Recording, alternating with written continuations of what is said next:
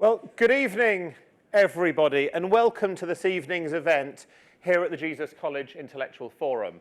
My name's Julian Huppert, and I'm the director of the Intellectual Forum, and it's a great pleasure to welcome you here tonight. You may be here in this wonderful Frankopan Hall, where it's lovely to see so many faces here, or online, where I'm afraid I can't see you, wherever in the world you happen to be.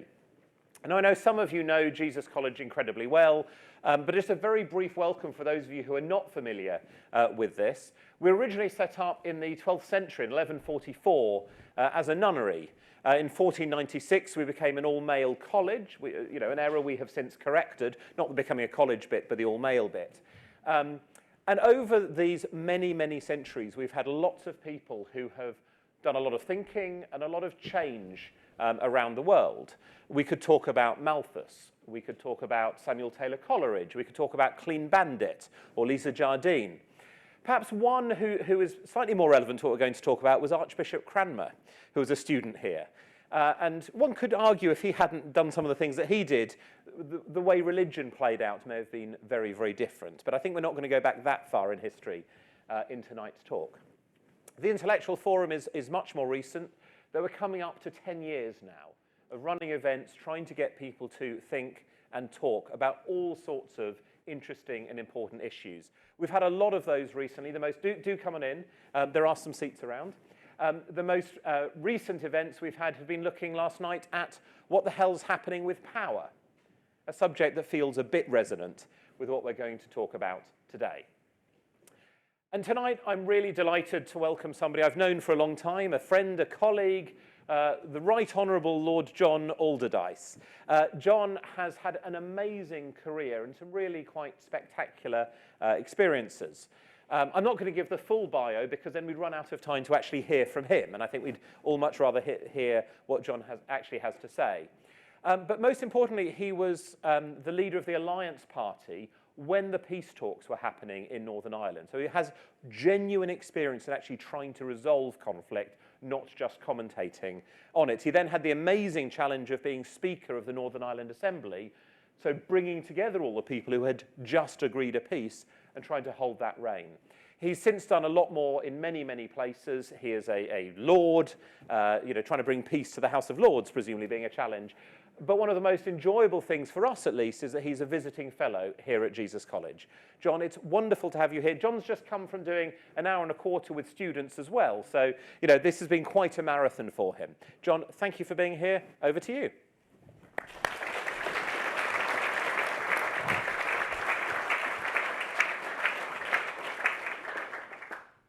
Thank you very much indeed, Julian. And ladies and gentlemen, fellow Jesuits, it's a great pleasure and honour for me to be here and to talk about the changing character of war and peacemaking, because things are changing. Now, making war has been a constant theme throughout history. Professor Michael Howard, who was the doyen of military history in Britain, noted, throughout history, the overwhelming majority of human societies have taken war for granted and made it the basis of their legal and social structures.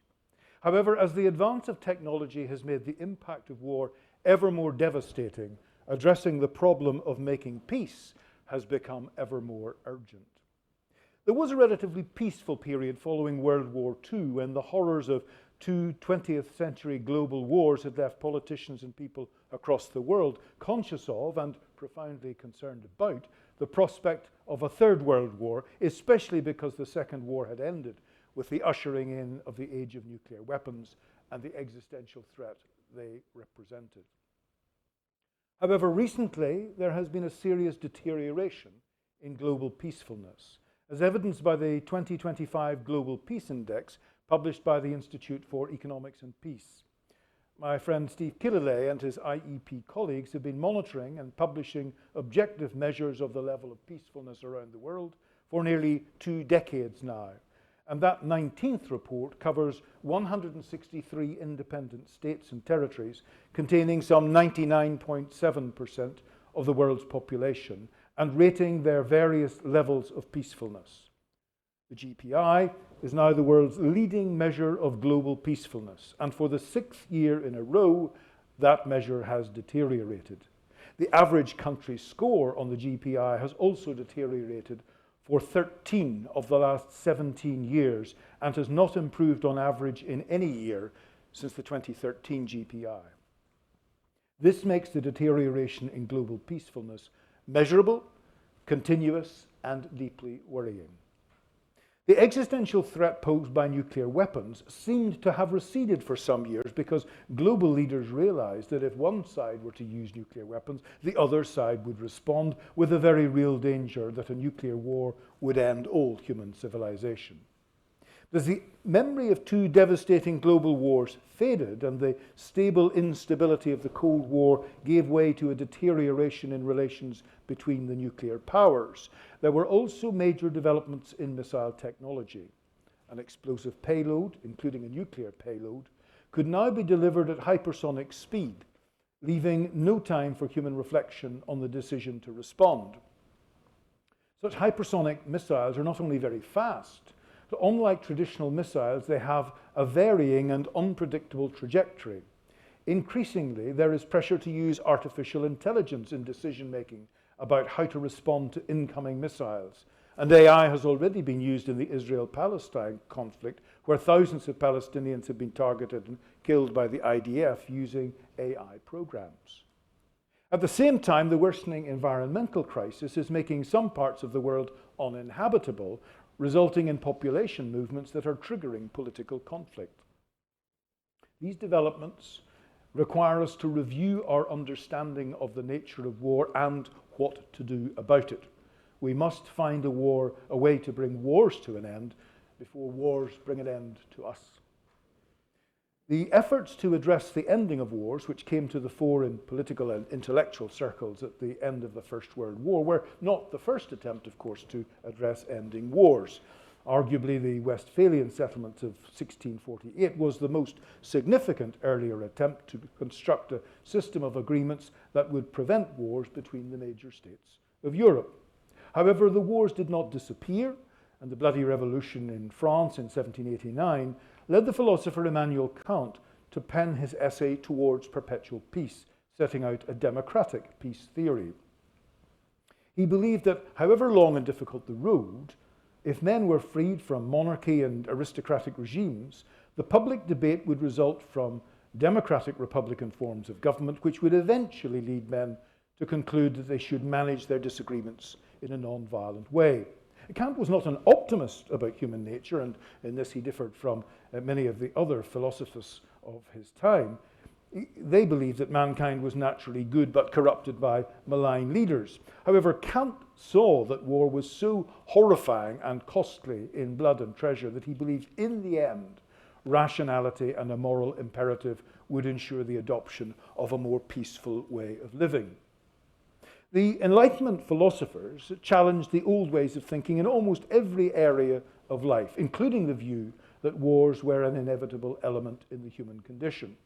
They were convinced that the success that the application of rationalism would bring to other aspects of human endeavor could apply to war, and the adoption of rational thought and rational social organization would rid humanity of the pointless and destructive violent conflict.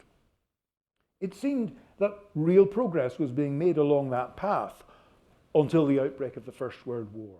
The massive slaughter between 1914 and 1918 punctured that liberal optimism, though a good many remained hopeful that the end of empires and the expansion of liberal democracy would protect future generations, with research and education holding the key to a more peaceful and prosperous world. The establishment of the League of Nations after the First World War created a structure through which governments could address their disagreements by rational negotiation, and the American President Woodrow Wilson tried mightily to promote the new body. For his efforts, he was awarded the Nobel Peace Prize in 1919, but he was unable to persuade his own country to join. There were many other efforts to prevent a return to war. One interesting example was the International Committee on Intellectual Cooperation, established in Paris in 1922, bringing together some of the foremost thinkers of the day, including Albert Einstein, Marie Curie, Gilbert Murray, and Henry Bergson. In addition to publishing books and papers and organising courses and university exchanges, the committee engaged in discussions with some of the most eminent intellectuals in the world. One of the best known exchanges is found in the letters between Albert Einstein and Sigmund Freud, published under the title Why War? Einstein laid out with impressive clarity the challenge as he saw it, and Freud's response is worth reviewing, since while there have been changes in the wider context, his summation still sets out the question with great clarity. Freud started by saying, "It is a general principle, then, that conflicts of interest between men are settled with the use of violence, domination by brute force, or violence supported by the intellect. The rule of law then comes about when several weaker individuals come together to confront a more powerful individual. Freud pointed out that this must be maintained as a stable community of interests if it is to provide for a culture of lawfulness, for such an agreement can lead to the growth of emotional ties which strengthen the agreement and provide stability. A significant historical example of such a process was the negotiation between King John and the barons at Runnymede in June 1215, when the king was pressured to sign what became known as the Magna Carta, a document that has been the basis of much subsequent Anglo-Saxon law. Freud went on to point out that the key to future development is the extent to which the rule of law in such an agreement applies equally to all. If it does not, this may become the cause of a return to violence, either because the powerful do not want to relinquish their power or from dissatisfaction of the less powerful who want equality. This use of violence, or the threat of violence, tends to lead to partial or temporary solutions with a reduction in minor wars, but their replacement by a few wars on a grand scale, less common but more destructive. Freud agreed with Einstein about the principle of setting up a global authority to which all would agree to submit. However, he was doubtful that it could be done in practice. It would need to be more powerful than the League of Nations. Indeed, it was Freud's view that it could only be held together by the force of violence or by strong emotional ties between its members. Unlike the religious and nationalist identifications of the past, there seemed to him to be no great idea exerting a sufficient unifying authority, and his views were prescient given what happened in Europe shortly after this exchange. Freud then set out in his response, in a simplified form, something of his developing ideas about the life and death instincts, eros and thanatos, referring to the power and necessary interaction of love and hate. Not of love simply being better than hate, but rather of the combination of idealistic and destructive impulses. He thought that it was not possible to get rid of human aggressive instincts, but that we could redeploy or transform them in the evolution of culture and civilization. He spoke of the strengthening of the intellect governing the instincts and internalizing aggression. And he warned that humanity would both benefit from, but also suffer from, in some ways, civilization. But, he said, whatever fosters the growth of civilization works at the same time against war. He also noted that religion and psychoanalysis used the same word, love, to describe these attachments, and quoted the commandment from both the Old and New Testaments, love your neighbor as yourself. At the end of his message, Freud said he felt that he'd given a disappointing answer to Einstein, for much of what he said simply repeated Einstein's own observations, and the two factors that he believed might ultimately lead to mankind going along a more pacifist road were not commonly held by most people. Adopting them would require not just the dread of the consequences of a future war, but also a change in the cultural attitude. As we will see later, while Einstein, and perhaps Freud himself, may have hoped for an easier solution to the question, these are indeed the two factors, dread of a future war and a change in the cultural attitude, that we must return to consider almost a century later. Taking the second of Freud's two factors, what kind of change in the cultural attitude might be possible to mitigate disaster and potentially the end of humanity? Alfred Lord Tennyson was Britain's poet laureate during the 19th century imperial reign of Queen Victoria, and though he was called upon to celebrate military events, he also wrote much about peace. In December 1999, on the brink of the new century, he published in The Advocate of Peace, a publication of the American Peace Society, a section of his much longer poem, Locksley Hall, 60 years later. I'm very familiar with this piece because it was a favourite poem of my father and often quoted by him. After madness, after massacre, Jacobinism and Jackery, some diviner force to guide us through the days shall I not see? When the schemes and all the systems, kingdoms and republics fall, something kindlier, higher, holier, all for each, and each for all the half-brain, full-brain races led by armistice, love and truth, all the millions filled at length with all the visions of my youth, all diseases quenched by science, no man halt or deaf or blind, stronger ever born of weaker, larger body, lustier mind. Earth at last, a warless world, a single race, a single tongue. I have seen her far away, for is not earth as yet so young? Every tiger madness muzzled, every serpent passion killed, every grim ravine a garden, every blazing desert tilled. Robed in universal harvest, up to either pole she smiles, universal ocean, softly washing all her warless isles. This vision of global peace was what inspired some of those imperialists who believed their nation to have the best religion, the best government, the best culture, British, French, German, or other. Later still, it was that kind of vision that inspired those who believed that they had the best political system or philosophy, and others should grasp the opportunities of liberal democracy or socialism or communism or whatever political program they espoused.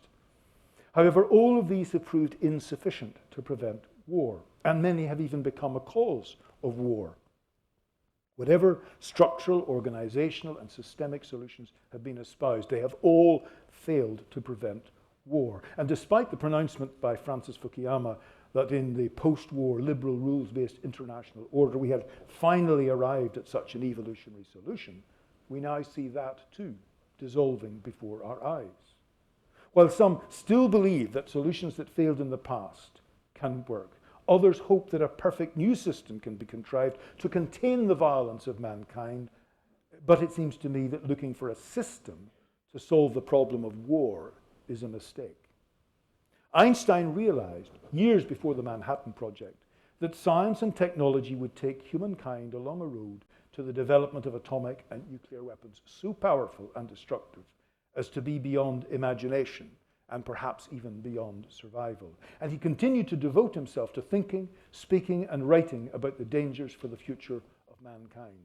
In The Real Problem is in the Hearts of Men, an article published in the New York Times Magazine in 1946 after the detonation of the atomic bombs at Hiroshima and Nagasaki, Einstein said, "Many people have inquired concerning a recent message of mine that a new type of thinking is essential if mankind is to survive and move to higher levels." He went on, "Past thinking and methods did not prevent world wars.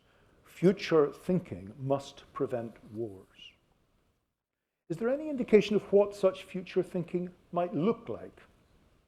After the invention of the atomic bomb and later the development of the hydrogen bomb, to which Oppenheimer, who had headed the Manhattan Project, was opposed, the scientists at Los Alamos continued their more general research and began to realize that there were limitations to their understanding of mathematics and physics. They realized that in breaking everything down into fundamental components, they lost a sense of structure, data, and organization. These observations set the scene for the elaboration not just of systems theory, but later and more recently of complexity science or complexity thinking. Social scientists and psychologists also began to appreciate that addressing individuals and their functioning failed to explain many of the communal problems that they were trying to understand. They could not bring about therapeutic betterment without addressing the context and relationships of individuals with their families and societies. This approach led not only to the development of family therapy, but to complexity thinking, which may be the future thinking to which Einstein was referring. Scientific analysis until then had involved the breaking of things down into their more fundamental elements, but also splitting knowledge and scientific activity into specialized silos.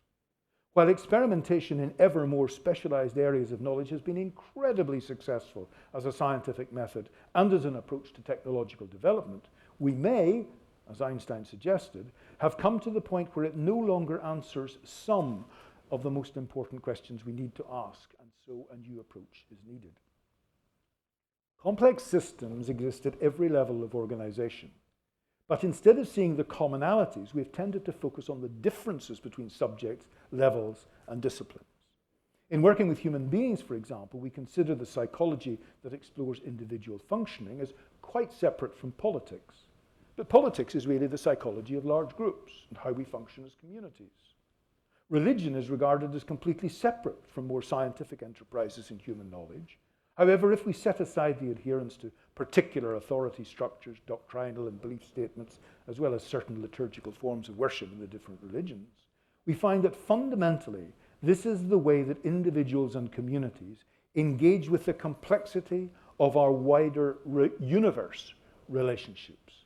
In other words, if psychology is the study of how we manage our contrary internal wishes and impulses, often loving and hating the same person at the same time, and that person may be ourselves, and politics is how as communities we manage the contrary wishes and impulses of our communities, both within large groups and between them, then religion is the way we manage our universe relations and obligations in the face of a degree of complexity, contradiction, and mystery that is ultimately beyond our understanding. Given the difficulty and complexity of preventing or ending wars, we will require every possible understanding and the holding together of both the simplicity and complexity of the task. The simplicity of war may be stated as follows. Wars arise because there are human beings. Without human beings, there would be no human conflict. Human beings have differing wishes, interests, and desires, even within themselves, but certainly between themselves and others. And when some human beings decide to impose their will on others, and those others resist, there is a conflict. If both groups are prepared to use physical force to force their will and to resist, there is a fight which may escalate and cause enough casualties to qualify for the description of a war. The complexity of war arises when we ask the questions, why do human beings wish to impose their will on others, and persist in this when it creates risks of harms to themselves and their community?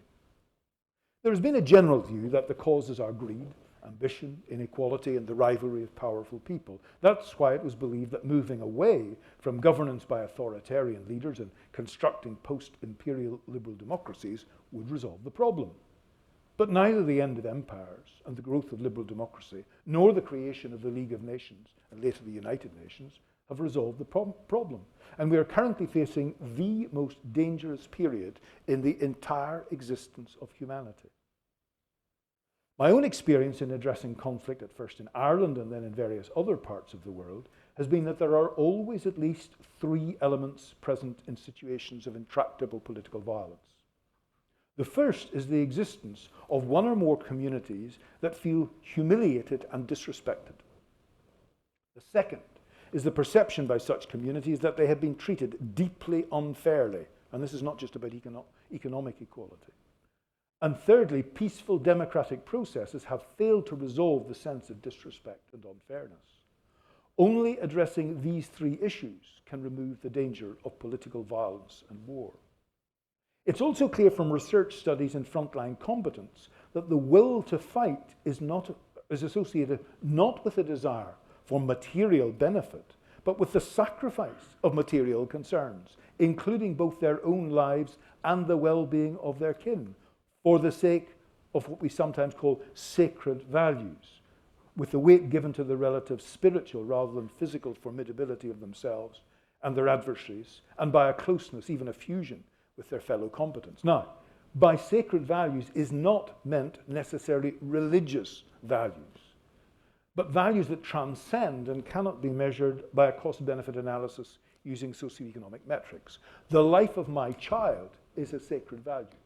The survival of my community is a sacred value.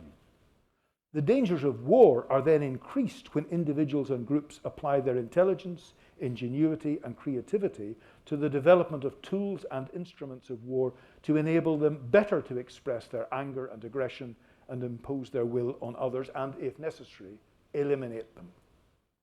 Until 1945, the limits of our capacity to destroy our enemies and wreak havoc ensured that even after the most violent conflicts, the world could repair itself. Since that time, there can be no such reassurance. In addition, outside the context of conflicts and without the intention of harm, human activity has increasingly impacted the systems of the natural world and damaged its capacity to repair itself. We are therefore faced with the prospect of both nuclear holocaust and environmental catastrophe. The first of these existential threats conforms to what Freud referred to as the consequences of a future war, and the latter is an additional threat of which there was relatively little awareness in his times, and arguably not such a degree of peril until the post-war period. Now, despite the danger and clear scientific and experiential evidence, there are only modest indications of humanity taking either threat seriously enough. In addition to these two existential threats, the science that brought us the benefits and threat of nuclear power has now brought us other technological developments, in particular what we call artificial intelligence. Like nuclear power, AI brings huge potential benefits, but also dangers, including environmental challenges because of the huge amounts of energy the systems consume, and also because they may lead to humanity losing control to machines. Let me return to the diminishing peacefulness set out in the IEP reports, for in an accelerating trend over recent years, months, even days, there have been shifts in government policies, resources, and public debate away from making peace, from peace building and development, towards national security and defense. This transition is driven by long-term changes in the global political economy, especially the rise of China, the defection of Russia, Israel, and the United States from a rules-based world order, as well as the effects of climate change and the new technologies to which I've just referred. These trends have been stimulated by frustration with the slow progress in fulfilling the expectations of global society, and have been accelerated recently by the significant disruption to long-standing US and international norms and institutions since the January 2025 inauguration of President Donald Trump for his second mandate. The behavior of Russia, Israel, and the United States has irreparably displaced core elements of the post-World War II rules-based international order, such as the inviolability of national sovereignty, and has promoted the pursuit of national interests through the law of force rather than the force of law, with a blatant disregard for the accepted norms of what is permissible in the conduct of war and the abandonment of those responsibilities required of occupying powers. As a result, for the foreseeable future, we will have to cope with a global system where at least 2 of the 5 permanent members of the UN Security Council, as well as several other regional powers and states, are choosing to operate outside the parameters of the post-war international order. Many of the states around the world, including the remaining permanent members of the UN Security Council, are trying to maintain what is left of the multilateral system. However, some, especially in the industrialized West, are at the same time shifting significant resources and attention to strengthening their national defense and security capabilities in the hope of deterring potential aggression from these defector states. There's also less policy space for peace work today than at any point since the end of World War II. Instead, the focus seems to be on maintaining national and international security through investments in military and related defense capabilities. Policy interest and budget allocations for peacemaking, peacekeeping, and peace-building institutions, programming, and research funding has been in sharp decline as resources have shifted to countering hybrid threats to national security and strengthening military alliances. A young military officer in Europe today is far more likely to be training or advising Ukrainian forces in the conduct of a full-scale war with Russia, or engaging in NATO exercises to defend their country from a Russian attack, than being deployed as a United Nations peacekeeper in some part of the world. By the end of World War II, throughout the period of the Cold War, and in the decades after the collapse of the Soviet Union, maintaining international peace and security and preventing another world war was the central focus of international diplomacy and the global multilateral system. The United Nations 1992 Agenda for Peace introduced the operational concepts of peacemaking, preventative diplomacy, peacekeeping, and peace building, Many state and civil institutions were dedicated to promoting peace, developing mediation, peacekeeping, and peace-building capabilities, and investing in knowledge about how to achieve and sustain peace. This peace ecosystem had developed as a collective response to the two terrible global conflicts of the 20th century, and the primary aim was the prevention of another war on that scale, especially since there was now the potential for mutually assured nuclear destruction. Hitler had been defeated by a conventional war somewhat similar in its modality, if not its technology, to the defeat of Napoleon 130 years before. But the use and availability of nuclear weapons, and now AI, have radically changed the likely outcome of any global conflict in the future. And further technological developments, such as the advances in drone technology that we have seen, are increasingly changing the character of war. Such wars would likely end in one of three ways. Either there would be a negotiated outcome, possibly after a ceasefire that facilitated negotiations, or there would be a collapse of one side through internal disintegration, or there would be global nuclear catastrophe. The stated purpose of having nuclear weapons was the deterrence of any attempt to defeat the regime that possessed them. However, if a regime believed that they faced an existential threat from outside, they are likely to press the nuclear button with catastrophic consequences. The theory behind the rules-based international order was that if all states signed up to the rules and would engage as members of the United Nations, a large-scale war would be prevented by the universal acceptance of the rules and the availability of recognized processes of negotiation. For the 7 decades following the Second World War, confidence grew that while there were still regional wars, the adherence to agreed international rules meant that these smaller wars could be managed so that none would scale up to become a threat to global peace and security. But as the memory of the world wars of the 20th century faded, the attention and resources of states shifted. They moved from maintaining the post-war peace through the period of the Cold War to conducting global war on terror, and then the priority moved to preventing and countering violent extremism, and subsequently what was termed stabilization. The more recent wars in Ukraine and Gaza represent a tipping point, where the focus on national and regional ambitions by some powerful states has displaced the commitment to maintain international peace and security.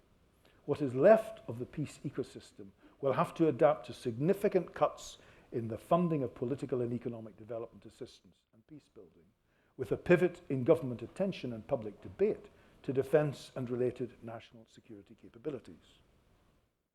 Over the post-war decades, there had been an increase in knowledge about the factors that influence systemic resilience and societal stability. There was substantial development of capacities in conflict analysis, mediation, and institution building, and the UN showed that it could deploy ceasefire verification and other peace operations. Insofar as this peace ecosystem remains, it is of great value as we navigate the uncertainties and challenges of the transition to a new international arrangement. In addition, some of the capabilities and lessons that may appear less relevant just now in the context of interstate war and the focus on national interest, they may be needed downstream. If this knowledge and capacity are lost, our national, regional, and international security and defense systems will be less resilient. Not that all resilience is good, nor all disruption negative. Many national, regional, and international peace and development institutions had become inefficient, and vested interests had made them resistant to change. Resilience can be understood as the capacity of a system to maintain or return to its previous stability in the face of a disruptive impact. Where the steady state is an undesirable one, its resilience makes it difficult to effect lasting change for the better. Contrariwise, new technologies that alter the type and balance of military hardware and the conduct of war, even though they can produce terrible destruction, can make some systemic shifts more possible. New systems have often been simply an addition to the armamentarium rather than a replacement of old weapons, and so fundamental systemic change is not always the result of technological advances. However, if directed thoughtfully, wisely, and creatively, resource and other pressures, including technological advances, can not only create an opportunity and a stimulus for those who conduct wars, but may also encourage those committed to peace building and development to find ways to make them more lean, agile, flexible, and creative as they are forced to adapt to the needs and realities of the 21st century. Countries like Japan that frequently experience natural disasters, and the people and institutions of the global south who have been on the periphery of the rules-based international order may have valuable experience that can guide more developed industrial societies in how to manage in these times of uncertainty and insecurity and navigate a way forward to a new kind of resilience that accepts systemic change while maintaining and even bettering the well-being of our people. This is all important because, as Einstein said, the challenges we face will not be resolved by just adapting or updating our techniques and technologies. If past thinking and methods did not prevent world wars, future thinking must prevent wars, he said. During the decades after the Second World War, as I've said, some brilliant nuclear physicists who had worked on the Manhattan Project at Los Alamos and in other places began to find that their explanations for the new observations they were making in physics moved them beyond linear thinking to an appreciation of how, from the smallest elements up to the largest, the universe seemed to be constructed as systems of systems. The question then became how these systems related to each other. Initially, it was thought that perhaps there was a hierarchy of systems, with the higher and more complex systems being affected by the lower level structures and being vulnerable to a return to that lower level if there was some breakdown. When it became apparent that the lower level systems could also be impacted by higher level functioning, a simple hierarchical structure was no longer convincing. And so an appreciation began to emerge that all aspects of science had to consider a greater complexity of relationships than had previously been anticipated. This complexity thinking, or complexity science, to which I earlier made reference, has opened up new ways of thinking with studies that showed how complex adaptive systems and other complex systems respond to changes in their environment, and these ideas are now being applied in many areas of science, including the social sciences. Complexity thinking with its focus on relationships may be the new type of thinking that Einstein had called for, and may be particularly relevant for navigating the current period of transition in the global order. While World War II ended with the victory of the most militarily and technologically advanced alliance, the development and use of nuclear weapons has, somewhat paradoxically, brought to an end the victory of the most powerful. For since then, the United States has found it increasingly difficult to win any major wars. The Korean War ended in a draw. The Vietnam War was a humiliating defeat, as were the wars in Afghanistan, Libya, and Syria. In Iraq and elsewhere, the more technologically and militarily powerful states have been able to inflict terrible destruction, but the result was not a victory for liberal democracy, but a chaotic failed state. Top-down efforts at control are not enough to achieve predictable outcomes, and less powerful groups can often bring about the defeat of much more powerful opponents. One example of a very powerful state being brought to the negotiating table by a terrorist organization can be seen in the Northern Ireland peace process that ended centuries of political violence on the island of Ireland. After decades of failed attempts at bringing peace through the implementation of liberal democratic rules and structures, a lasting peace settlement was achieved through an approach based on addressing the three key disturbed historic communal relationships between pro-British Protestant Unionists and pro-Irish Catholic nationalists in the north of the island, of course, but also between the people of the north and the people of the south in Ireland, and between the United Kingdom and the Republic of Ireland. Complexity thinking is characterized by a focus on understanding relationships, whether personal or social, or at a more fundamental level in physics, where it has become evident that it's not the study of particles, but an understanding of relationships at a fundamental level that provides new insights, just as is the case at every other level, including societal dysfunction. Bringing about system change also seems to require appropriate interventions at different levels. Top-level political agreements tend not to survive unless there are also changes in relationship on the street, especially between the agents of the state and the population. This can be observed, for example, in changes in relations between the police on behalf of the state and the community as a whole. A change of theory, informed by complexity thinking, will also appreciate the significance of time. unsatisfactory situations can survive for much longer than one might expect from a rational examination of the pressures for change. But when the change comes, it can be explosive. Dams do not burst gradually. The pressure may build up gradually and often not be noticed, but when the dam bursts, it does so suddenly. Political change is often the same, long delayed and then unexpectedly dramatic. We saw that with the tearing down of the Berlin Wall. Other insights from complexity thinking include the appreciation that social and other complex systems make sense of and cope with uncertainty by continuously adapting to their environment. They do not do this by working everything out in advance and then implementing the plan, but rather through a learning by doing process that consists of iterative cycles of strategic probing, evidence-based reflection, and purposeful selection or rejection based on the emerging results of each cycle through the ongoing evolutionary process. Those working on sustaining peace, maintaining security, and preventing future wars, including through deterrence, need to employ similar adaptive approaches to make sense of, cope with, and proactively navigate the uncertainties of the global transition. In other words, it's a serious mistake to think that it's possible to make out a plan that can simply be followed through in an orderly way to bring a peaceful outcome to a conflict. Those working for more peaceful relations have to be prepared to try various options devised to suit the particular conflicted relations of that context.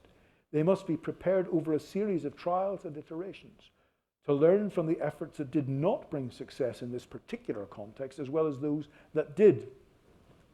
It can be very difficult to persuade funders to support this approach. They want a plan that's proposed and worked out fully in advance, then costed and carried out with careful monitoring to ensure that the approved scheme is followed. However rational and apparently reasonable such an approach will seem, the evidence is that in human affairs, especially complex and conflictual relations, it just doesn't work. Another insight from complexity thinking is that networked systems that benefit from the distributed knowledge, burden sharing, and resilience of the larger system are more robust in managing shocks and setbacks. Investing in mechanisms that facilitate and sustain cooperative relationships among those with shared interests without limiting the adaptive capacities of the parts or the whole thus seems key to navigating this new turbulent phase of world history. This is the opposite of the approach being taken by President Donald Trump. He has decided that he is the solution to American problems through imposing tariffs on other countries and focusing exclusively on American interests. This engagement is transactional rather than relational. Insofar as there is a relational element to the analysis, it seems to be what one might characterize as Yalta 2.0. In February 1945, at a meeting in Yalta, Roosevelt, Churchill, and Stalin, the leaders of the USA, Britain, and the Soviet Union, decided among themselves how their spheres of influence in the post-war world would be divided up. It seems that President Trump believes that he and Presidents Putin and Xi can similarly determine how the new post-liberal dispensation can be managed. This will not work. The Yalta Agreement took place in the aftermath of World War II, and everybody was absolutely clear about the outcome of the war and who the victors were. When the United Nations was created later in 1945, it was open to all states, but the central role of the UN Security Council, with permanent seats and vetoes for the USA, Soviet Union, Britain, France, and China, recognized this political reality. In 2025, there are continuing wars and no agreement about the outcome. In addition, the political reality has changed. There are increasingly powerful states such as India, Brazil, and South Africa that will not accept decisions being made over their heads, not to mention the states of the European Union and Canada, who totally reject the new order that President Trump and President Putin might wish to see, even if they are somewhat uncertain as to how to relate with China. In other words, it's a more complex world, and governing it will require an understanding of how to engage in constructive relationships and influence and manage complex systems, not merely conduct transactions. Just as the system of global governance will need to take account of these changes, so too those involved in the peace ecosystem will need to see their ideas undergo significant transformation if they are to be relevant to the new realities of peace and security in the 21st century. Much of the knowledge and many of the practices and institutions that were developed in the aftermath of the wars of the 20th century remain relevant and valuable, but they need to be adapted and woven into the new realities and emerging needs of the 21st century. This is a century that is thus far characterized by a return to great power rivalry and authoritarian governments, rather than the more respectful intergovernmental relations between an increasing number of liberal democratic states. One implication of the dissolution of the liberal democratic order and the return of authoritarian governments, albeit with many more players than at the start of the 20th century, along with accelerating uncertainty and insecurity, is that peace practice and research will have to rethink its models and understandings. Peacemakers also need to become more adaptive and more pragmatically orientated towards resilience and with the preparedness to respond to future shocks and setbacks. If there is one key characteristic of the approach to peace building in this new world of disorder, it is that we should focus less on structures, regulations, and organizations, and more on the disturbed historic relationships between communities. I'm convinced that the ending of individual wars, and insofar as it's possible, ending war as a method of dealing with profound rivalries and deep disagreement, will not be achieved by identifying a religion or a nation or a new political philosophy or system that can create Tennyson's warless world. If war represents a disturbance in historic relations between communities, then what would repair that breakdown? Instead of hoping or working for a single race, a single tongue, as was Tennyson's dream, should we not realize that we have different visions and values, and that these will inevitably conflict, just as we have wishes in each of ourselves that clash, and which we must find a way to accommodate? Isaiah Berlin recognized not only that all cultures were not ultimately commensurable, and that there were not objective ahistorical answers to the perennial questions facing us, but rather that our values do conflict and compete with each other. And that realization led him to develop the idea of what has been called value pluralism.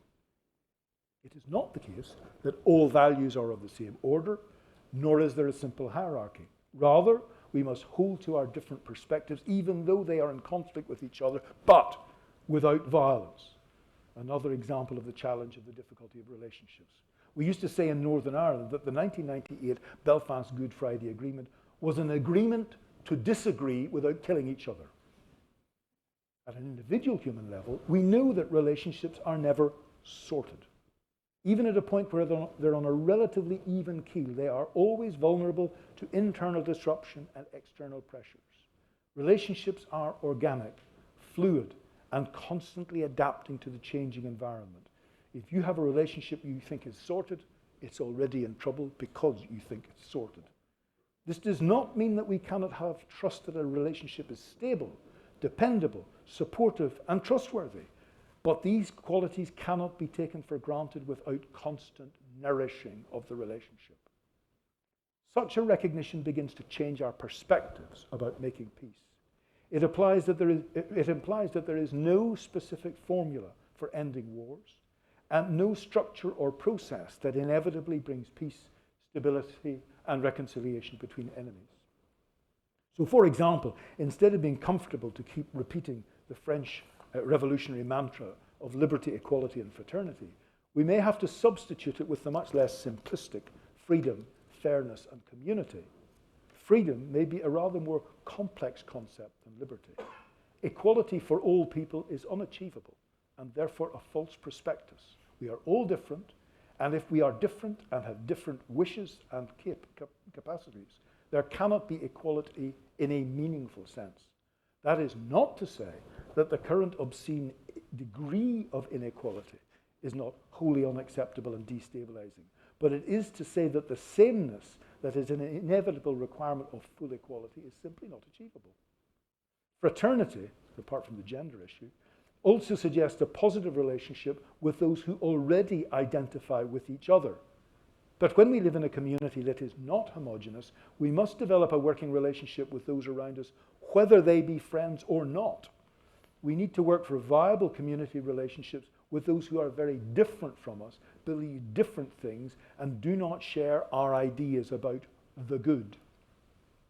It's not that we should abandon the search for agreement. It's essential that we continue to work to develop workable structures and negotiating processes that allow enemies to find a way to the table and away from the battlefield. My close friend and colleague Sundeep Waslekar from Mumbai has recently described in some detail an updated version of such an approach in his book, A World Without War. However, it seems to me, and I know from my conversations with Sundeep that he agrees, following the creation of structures and processes, whether it's the UN or the EU, will not bring a result without the development of positive working relationships between the participants. The best result that can be hoped for is not agreement all round, but rather a sufficient agreement to allow political institutions to function, with a significant and substantial disagreement that will realistically reflect the genuine cultural and other differences that exist. They will not go away. The aim of conflict resolution is not therefore the reaching of agreement and satisfaction about all the social, political, economic and legal options. It is rather about getting ourselves to a place as communities where those who differ deeply can accept that disagreement without harming each other is possible.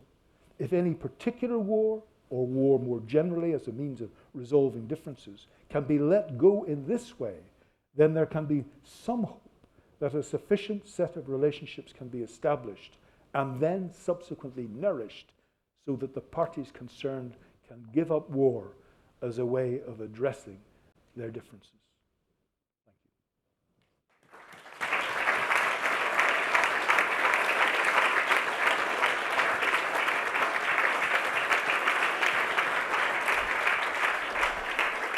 Thank you very much, John. That was absolutely brilliant. Covered a huge range of things. That issue about how do we disagree well, what disagreement is good, what is to be avoided. But there was much more. I'm not going to try and summarise all of it. We do have time for questions. So if you are here, please do raise your hand. If you're up in the gods, we can get a microphone up to you. One of the great things about being at Jesus.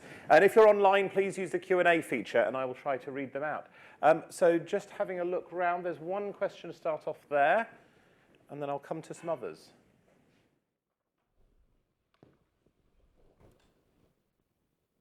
Thank you very much. Just 2 points, really.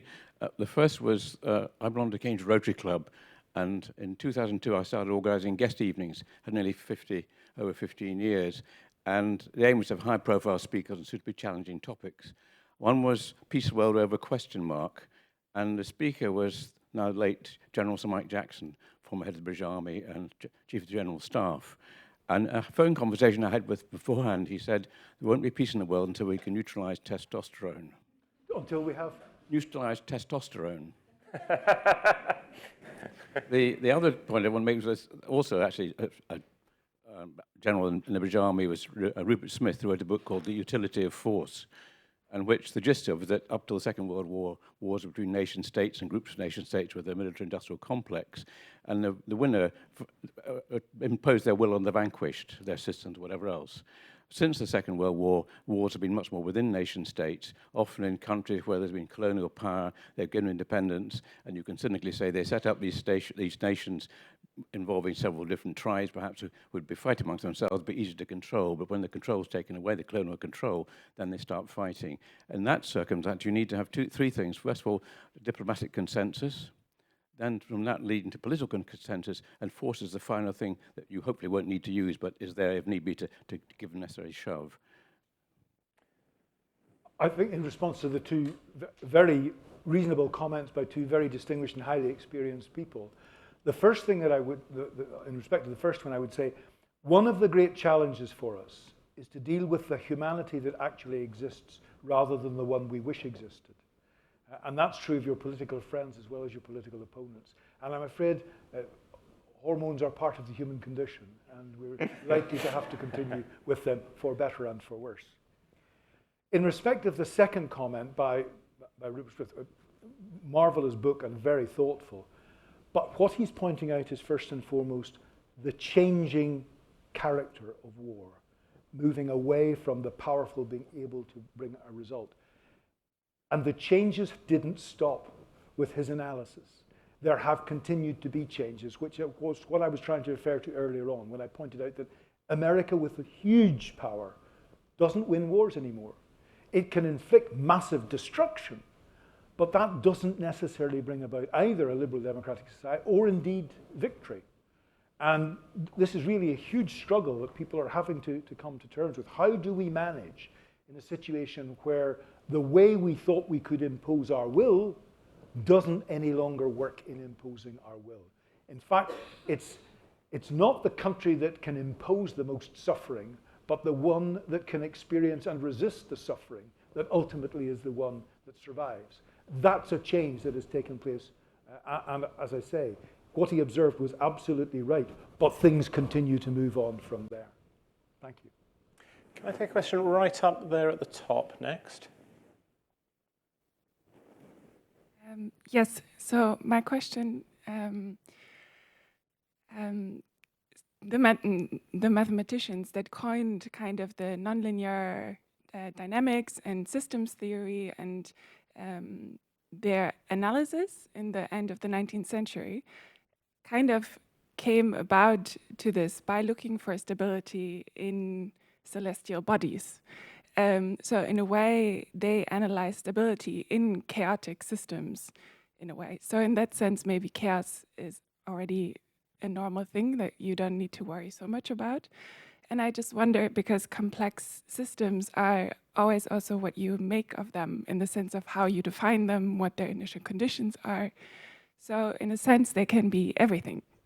So I wonder what value you see in complex systems and their analysis for geopolitics and these topics.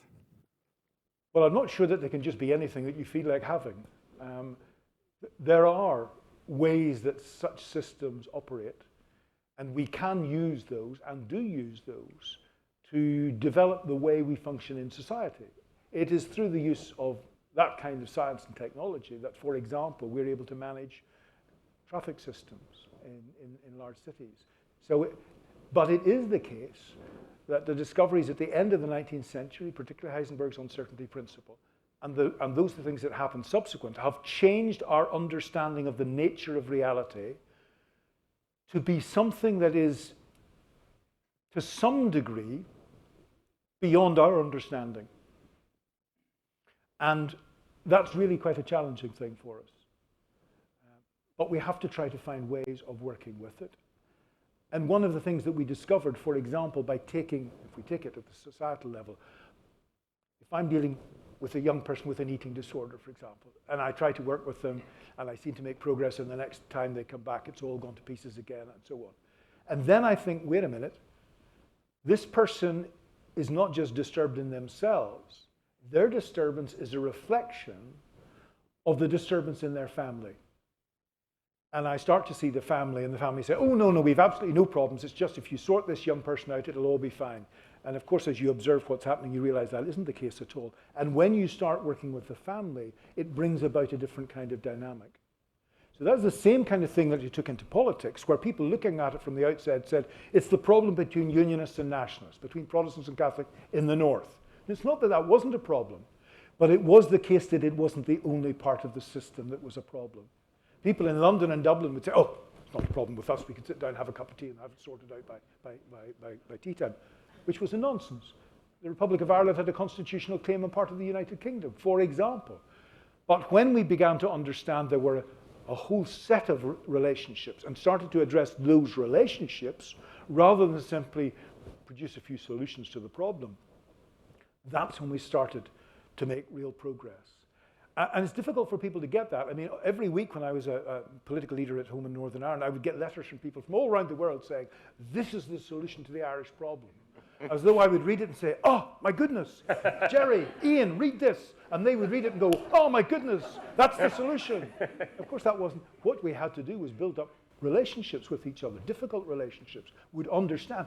And through the building of that set of relationships, something new began to emerge, a very important word in complexity thinking, that would emerge, which was not necessarily what we'd imagined beforehand, and would require us paying a price of peace as well as getting the prize of peace. But it is possible. So I think there are new ways of thinking about these things, but they're challenging, and we won't get all the things that we want. But I've come to the conclusion that we're at a really hinge point in history. I got quite down about things around about 2015, 2016. I thought we're heading into a global conflict, and I can't see how we stop it. And then came 2017, and you will know that 2017 is the 500th anniversary of Luther nailing his 95 Theses to the door of the Castle Church in Wittenberg. And why did that happen? It happened because of development of new technology, which was printing. You might not think of it as new technology, but I'll guarantee you there were people in this city who were sitting down, drinking fine red wine and saying, this is dangerous stuff. All sorts of people will publish all sorts of things. And they were right to be frightened. It did change everything. Not only that, but there were new ideas coming forward. People began to say, why should we have these princes and bishops deciding things for us? We need to have a democracy. We need to be deciding these things ourselves. And for the last few hundred years, we've implemented that and found the limitations. And thirdly, people began to feel, you know what? Our leaders are corrupt and dishonest, and they don't understand the changes that are taking place. My goodness, that's not exactly unknown to us. So all of these phenomena which were around at that time are around again. The difference was that at that time, those who wanted to make change knew the change they wanted to make. They wanted to change to democracy. They wanted education for people. They had hope. The problem of the moment is we have not yet, it seems to me, come to the point of clarifying what is the alternative to the present system. And that's why, and I was saying this to some of your young folk earlier on today, that's why not just this, but actually the next generation, as I look around at some of the grey beards like my own, the next generation will be absolutely crucial to our survival, because we need them to develop new ways of working, not just to rebrand liberal democracy as we've known it. We've got to find a way of moving beyond that. And I'm not without hope that there are such possibilities.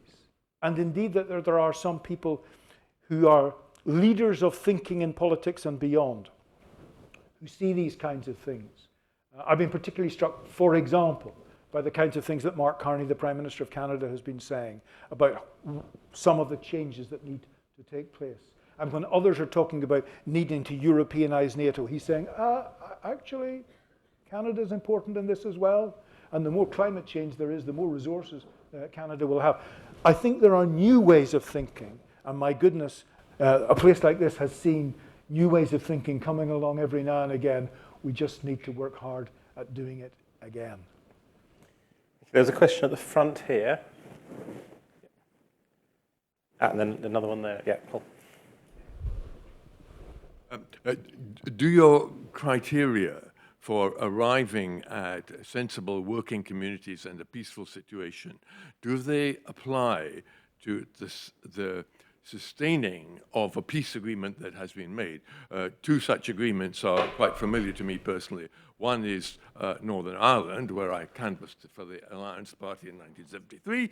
Another is Serbia-Kosovo, where there is an agreement pretty much in place, but there's a fair bit of rankling dissatisfaction on the part, particularly of the Serbs. Do you have any comments on what can be done to sustain, by assisting the productive forces to sustaining peace that is made? You're absolutely right, which is why I made the comment about this being about relationships rather than structures. And relationships are living phenomena that need to be nourished and continue. In Northern Ireland, I would observe, not being so intimately involved in things now, the generation that went through the period of the Troubles and came to the conclusion that this was not the best way of doing things, and found a way of allowing something new to emerge, they were very clear. We're not going back to war, whatever else. But as the generations pass, just as the two wars of the last century go into the background and people forget about the awfulness of that, so in Northern Ireland, a generation has come forward that thinks that they're now free to go back to politics as normal. And you're not, because you're dealing with historic divisions that have been there and will be there. We don't, whenever we get a peace agreement, turn unionists into nationalists or nationalists into unionists. People come with their differences of perspective, and it's how you sustain those differences of perspective. Very interesting proposition was made by a leader of Sinn Féin at a public meeting that I was at 2 or 3 years ago.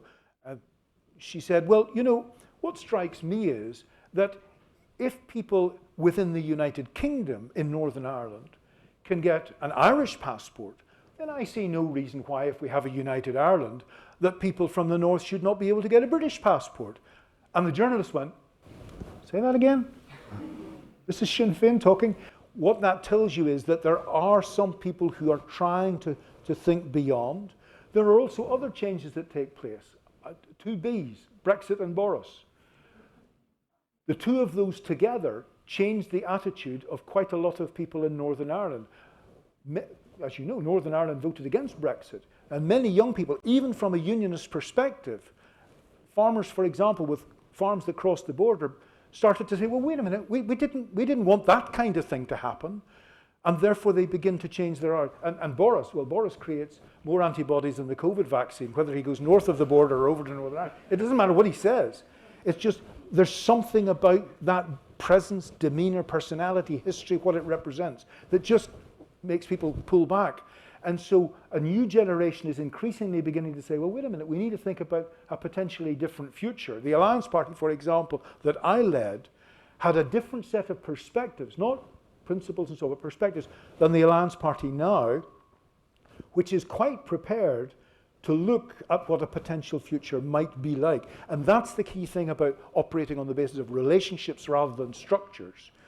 And it's one of the problems, for example, about the European Union, which developed out of the understanding of the need for a new set of relationships between France and Germany and the rest, and then got bogged down in regulation and legislation and so on. And that loses the heart of relationships, which is why I appeal for us to get back to thinking in those sorts of terms.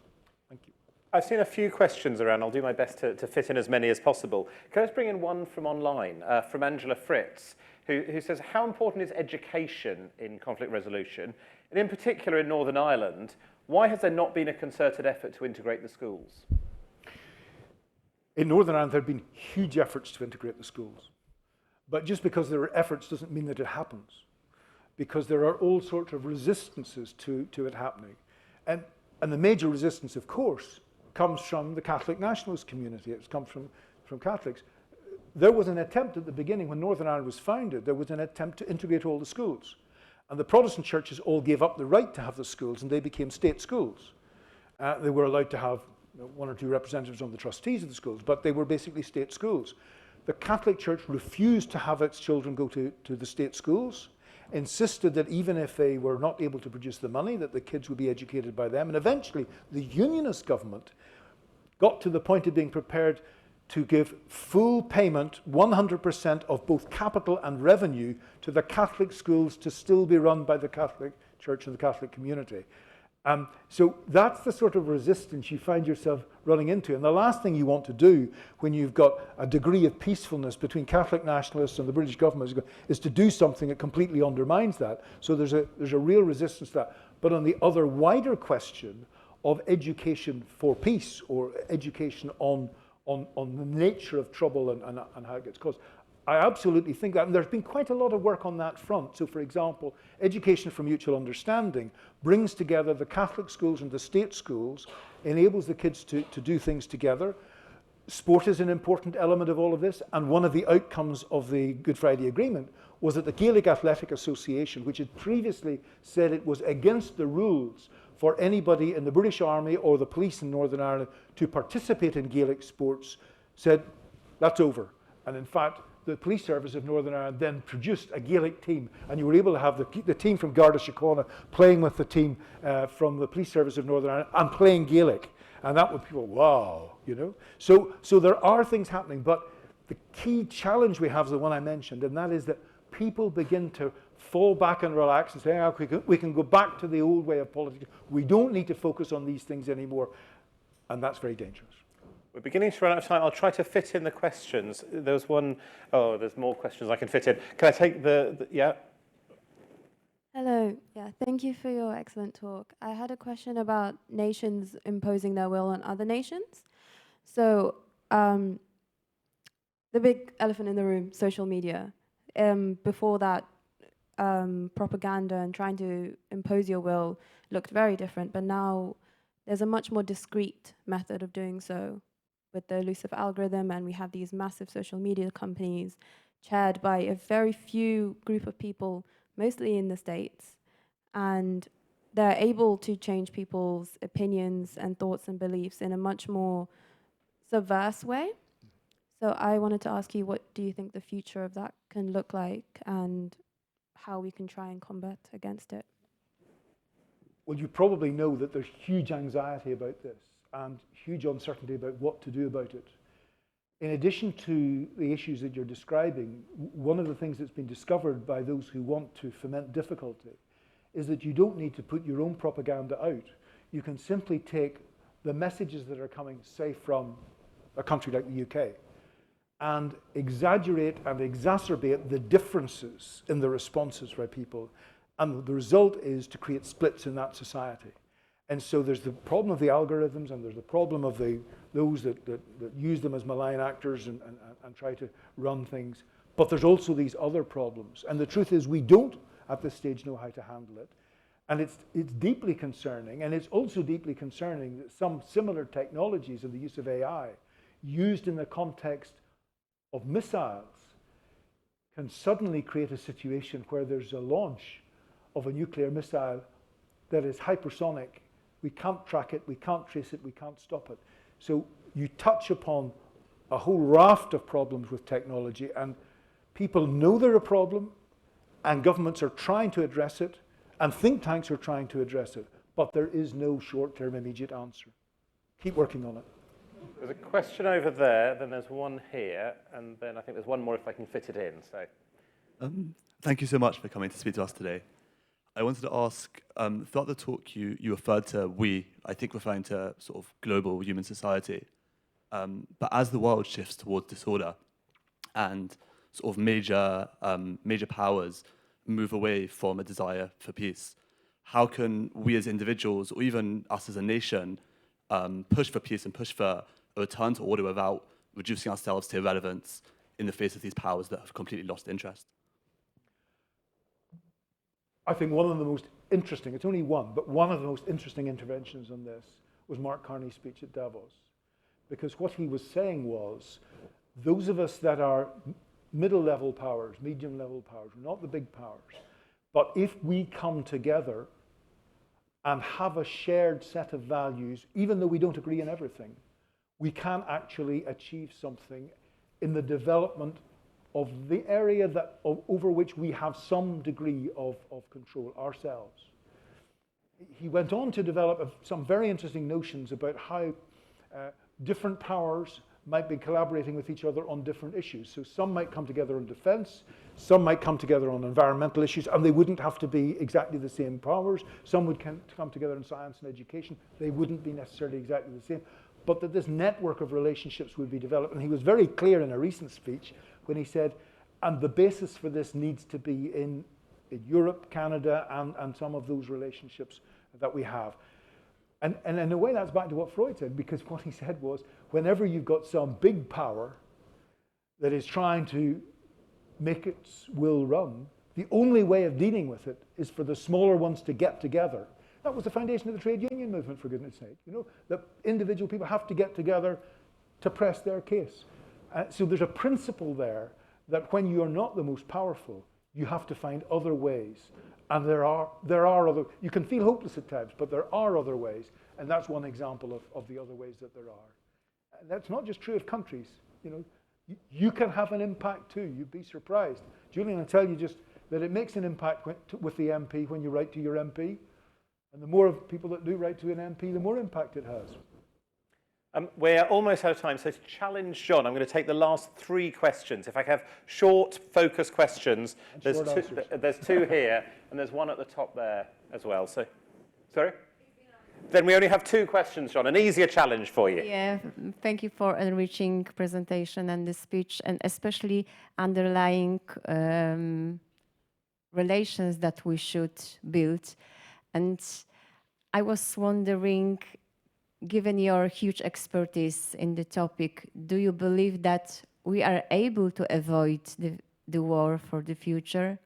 We all believe in the peace, and we want to have good relations around, but given that what we have in the history.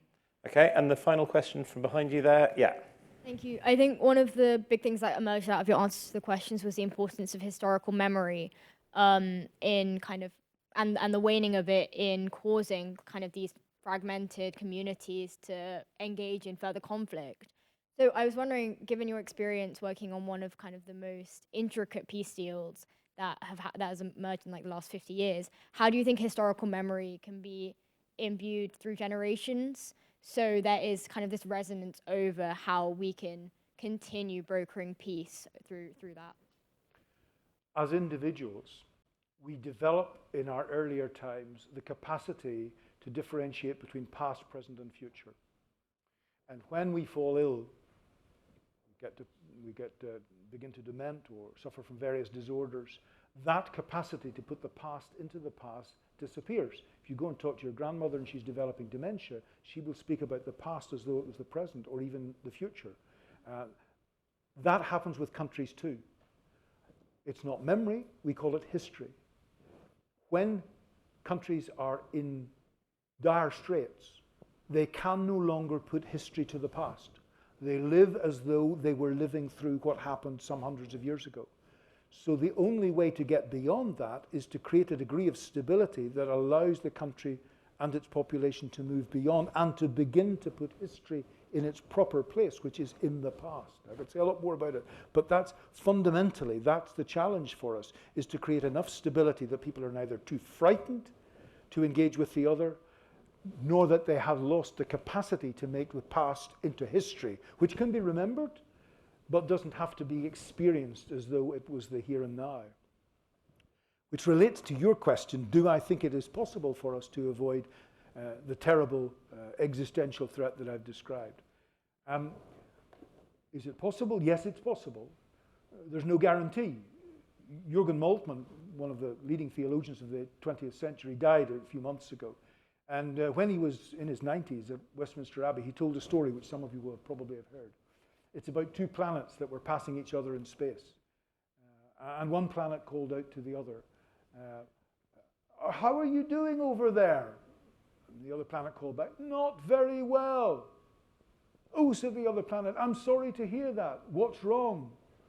"Oh," said the planet, "I've got a bad dose of Homo sapiens." "Oh, don't worry," said the other. It'll pass. It'll pass. And the point of that is, there is no guarantee of our survival, but there's also no guarantee that we will destroy ourselves. It does actually depend on us as a community of human beings to find a way of overcoming these challenges. I'm not without hope, but I'm also very aware that the challenge and the danger is real and is present. But I take that as a challenge, not as a cause of depression. Thank you. Thank you very much.